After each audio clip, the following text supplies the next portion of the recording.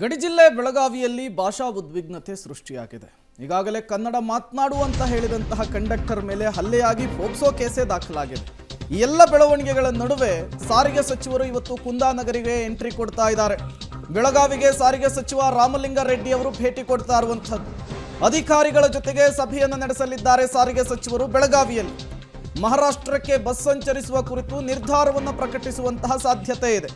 Marathi ಪುಂಡರಿಂದ conductor ಮೇಲೆ ಹಲ್ಲೆ ಪ್ರಕರಣಕ್ಕೆ ಸಂಬಂಧಪಟ್ಟಂತೆ ಒಂದಿಷ್ಟು ಮಾಹಿತಿಯನ್ನು ಕೂಡ ಪಡೆಯಲಿಕ್ಕೆ ಸಾರಿಗೆ ಸಚಿವ ರಾಮಲಿಂಗಾರೆಡ್ಡಿ ಅವರು ಮುಂದಾಗ್ತಾ ಇದ್ದಾರೆ. ಹಲ್ಲೆಗೊಳಗಾಗಿರುವಂತಹ ವ್ಯಕ್ತಿಯನ್ನು ಇವತ್ತು ಭೇಟಿಯಾಗುವಂತಹ ಸಾಧ್ಯತೆ ಕೂಡ ಇರುವಂಥದ್ದು. ಯಾವಾಗ ಭಾಷಾ ಉದ್ವಿಗ್ನತೆ ಸೃಷ್ಟಿಯಾಯಿತೋ ಬಸ್ಸುಗಳ ಸಂಚಾರ ಕೂಡ ವಿರಳವಾಗಿದೆ. ಶಿವಸೇನೆಯವರು ಇದು ಒಂದು ಸಣ್ಣ ಭಾಷೆಯ ಬಗ್ಗೆ ಆಗಿರ್ತಕ್ಕಂಥದ್ದು. ಒಬ್ರಿಗೊಬ್ಬರು ಬೇರೆ ಅವ್ರವ್ರ ಭಾಷೆ ಗೊತ್ತಿಲ್ಲ, ಇವ್ರ ಭಾಷೆ ಅವ್ರಿಗೆ ಗೊತ್ತಿಲ್ಲ, ಅವ್ರ ಭಾಷೆ ಇವ್ರಿಗೆ ಗೊತ್ತಿಲ್ಲ. ಹಲ್ಲೆ ಮಾಡಿದವ್ರಿಗೆ ಶಿವಸೇನೆ ಆಗಲಿ ಯಾರೇ ಆಗಲಿ ಸಪೋರ್ಟ್ ಮಾಡೋಕ್ಕೆ ಹೋಗಬಾರ್ದು. ನಾವೇ ಆದರೂ ಕೂಡ ಕಂಡಕ್ಟ್ರು ಯಾರ ಮೇಲಾದರೂ ಹಲ್ಲೆ ಮಾಡಿ ಅಂತ ನಾವು ನಮ್ಮವರಾದರೂ ಮಾಡೋಕ್ಕಾಗತ್ತಾ? ನಾವು ಮಾಡಬಾರ್ದು, ಅವರು ಮಾಡಬಾರ್ದು. ಅದೇನಿದ್ರು ಅವ್ರು ಕಿತ್ತಾಡ್ಕೊಂಡಿದ್ರೆ ಪೊಲೀಸ್ ಸ್ಟೇಷನಲ್ಲಿ ಪರಿಹಾರ ಸಿಕ್ಕಿರ್ತಕ್ಕಂಥದ್ದು. ಶಿವಸೇನೆಯವರು ಇದು ಒಂದು ಸಣ್ಣ ಭಾಷೆಯ ಬಗ್ಗೆ ಆಗಿರ್ತಕ್ಕಂಥದ್ದು. ಒಬ್ರಿಗೊಬ್ಬರು ಬೇರೆ ಅವರವರು ಮತ್ತಷ್ಟು ಡೀಟೇಲ್ಸ್ ಅನ್ನು ಕೊಡ್ತಾರೆ ನಮ್ಮ ಪ್ರತಿನಿಧಿ ದಿಲೀಪ್ ನೇರ ಸಂಪರ್ಕದಲ್ಲಿ ಜಾಯಿನ್ ಆಗಿದ್ದಾರೆ. ದಿಲೀಪ್, ಒಂದು ಕಡೆ ಕರ್ನಾಟಕದ ಬಸ್ಸುಗಳ ಮೇಲೆ ಮಹಾರಾಷ್ಟ್ರದಲ್ಲಿ ದಾಳಿ ಆಗ್ತಾ ಇದೆ, ಮತ್ತೊಂದು ಕಡೆ ಬೆಳಗಾವಿಯಲ್ಲಿ ಪರಿಸ್ಥಿತಿ ಬೂದಿ ಮುಚ್ಚಿದ ಕೆಂಡದಂತಿದೆ. ಈ ಸಂದರ್ಭದಲ್ಲಿ ಸಾರಿಗೆ ಸಚಿವರ ಭೇಟಿ ಎಷ್ಟು ಇಂಪಾರ್ಟೆಂಟ್ ಆಗುತ್ತೆ ಮತ್ತು ಯಾಕಾಗಿ ಅಂತ ಹೇಳಿ?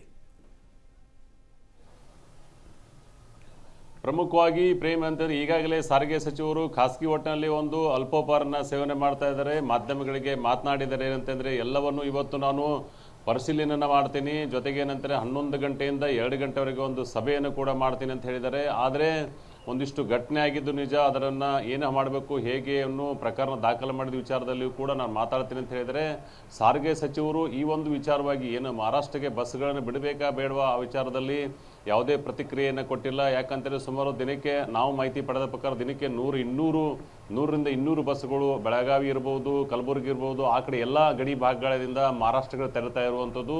ಮತ್ತು ಯಾವ ಥರ ಈಗ ದ್ವೇಷಮಯ ವಾತಾವರಣ ಆಗುತ್ತೆ, ಆವಾಗ ಭಾಳಷ್ಟು ಗಲಾಟೆಗಳನ್ನು ಮಾಡ್ತಾರೆ ಶಿವಸೇನೆಯವರು.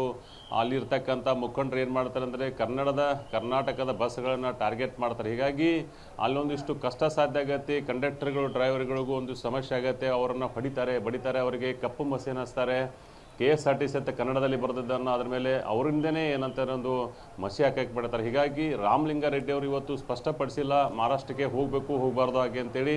ನಾನು ಸಭೆಯನ್ನು ಮಾಡ್ತೀನಿ, ಸಭೆಯನ್ನು ಮಾಡಿದ ನಂತರ ಎಲ್ಲ ಮಾಹಿತಿಯನ್ನು ನಾನು ಪಡೆದು ಮಾಧ್ಯಮಗಳ ತಿಳಿಸ್ತೀನಿ ಅಂತ ರೆಡ್ಡಿ ಅವರು ಹೇಳ್ತಾ ಇದ್ದಾರೆ. ಜೊತೆಗೆ ಏನಂತಾರೆ ಭಾಳಷ್ಟು ಕನ್ನಡ ಪರ ಸಂಘಟನೆಗಳು ಇವತ್ತು ರಾಮಲಿಂಗಾರೆಡ್ಡಿ ಅವರನ್ನ ಭೇಟಿ ಆಗುವಂಥದ್ದು, ಮತ್ತು ಏನು ಮಹಾದೇವ್ ಹುಕ್ಕೇರಿ ಇದ್ದಾರೆ ಅವ್ರನ್ನೂ ಕೂಡ ಭೇಟಿ ಆಗ್ತಾ ಇದ್ದಾರೆ. ಯಾಕೆ ಅಂತಂದರೆ ಅವರು ಭಾಳಷ್ಟು ನೊಂದಿದ್ದಾರೆ. ಅವರ ಹೆಂಡತಿ ಏನಿದ್ದಾರೆ ಧರ್ಮಪತ್ನಿ ಭಾಳಷ್ಟು ನೊಂದ್ಕೊಂಡಿದ್ದಾರೆ, ಚಿಕ್ಕ ಮಕ್ಕಳಿದ್ದಾರೆ ಅಂತ ಹೇಳಿ ಮಾಹಿತಿಯನ್ನು ಕೂಡ ಪಡೆದಿರುವಂಥದ್ದು ಪ್ರೇಮ್. ಹೀಗಾಗಿ ಇವತ್ತು ಇಡೀ ಬೆಳಗಾವಿ ಬೂದಿ ಮುಚ್ಚಿದ ಕೆಂಟೆ ಅಂತಲೇ ಹೇಳ್ಬೋದು. ಓಕೆ, ಥ್ಯಾಂಕ್ ಯು ದಿಲೀಪ್ ತಮ್ಮೆಲ್ಲ ಮಾಹಿತಿಗಾಗಿ.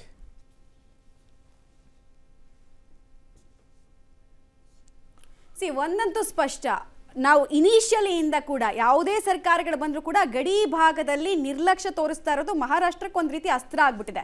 ಅವರು ಡೆಡಿಕೇಟೆಡ್ ಗಡಿ ಭಾಗದ ಸಚಿವರನ್ನ ಇಟ್ಕೊಂಡಿದ್ದಾರೆ. ನಮ್ಮಲ್ಲಿ ಯಾರಾದ್ರೂ ಗಡಿ ಭಾಗಕ್ಕೆ ಅಂತಾನೆ ಡೆಡಿಕೇಟೆಡ್ ಆಗಿ ಸಚಿವರಿದ್ದಾರಾ? ಇಲ್ಲ. ಇದೆಲ್ಲ ಏನಾಗುತ್ತೆ, ಮಹಾರಾಷ್ಟ್ರ ನಮ್ಮನ್ನು ಟೇಕರ್ ಫಾರ್ ಗ್ರಾಂಟೆಡ್ ತಗೊಳ್ತಾ ಇದೆ. ನವೆಂಬರ್ನಲ್ಲಿ ಒಂದ್ಸಲ ಎದ್ದೇಳೋದು, ಈಗ ಯಾವತ್ತಾದ್ರೂ ಈ ತರದ ಗಲಾಟೆಗಳಾದಾಗ ಎದ್ದು ಹೋಗಿ ಮೀಟಿಂಗ್ ಮಾಡ್ಬಿಟ್ಟು ಬರೋದು, ಇಷ್ಟನ್ನು ಮಾಡಿದ್ರೆ ಸಾಕಾಗಲ್ಲ.